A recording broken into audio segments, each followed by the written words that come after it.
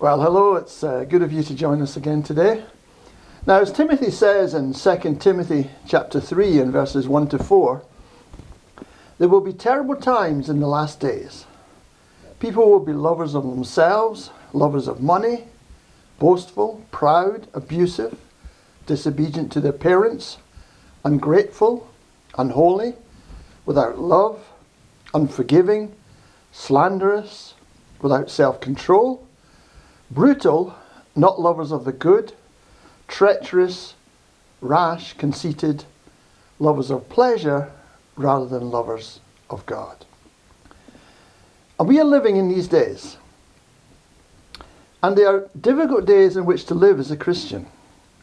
Many Christians today are being persecuted. They're seen as fair game by the type of people we've just spoken about. Many are losing their jobs simply for believing that you can only be male or female and that is fixed before birth. People are hounded, mocked, threatened for refusing to bow to their doctrine. They are hated and abused simply for being consistent with the Bible's teaching that marriage is between one man and one woman.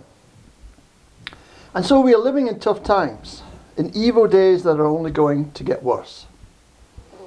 We can't just ride it out, wait until the storm blows over. This is it, folks.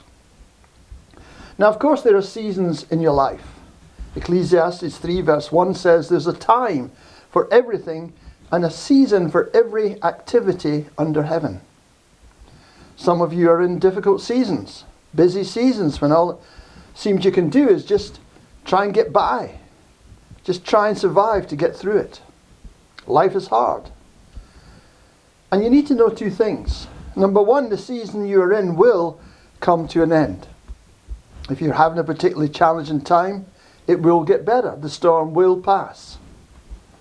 But the second thing we need to be reminded of is that it's not going to get any easier in a general sense to be a Christian in this hostile and evil world.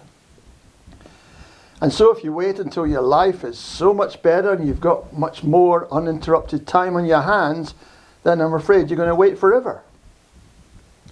Just remember that as you go through life, don't beat yourself up about things you haven't yet done.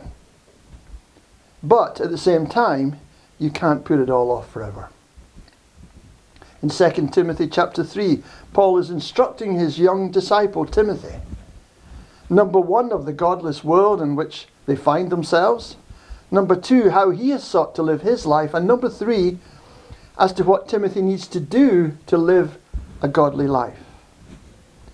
Now, none of us is perfect. When a man recognized Billy Graham in a lift, he said to him, "You're a truly great man." Billy said in reply, "No, I'm not a great man. I just have a great message." How do we imperfect beings live a godly life? Tune in next time for the answer. Thank you.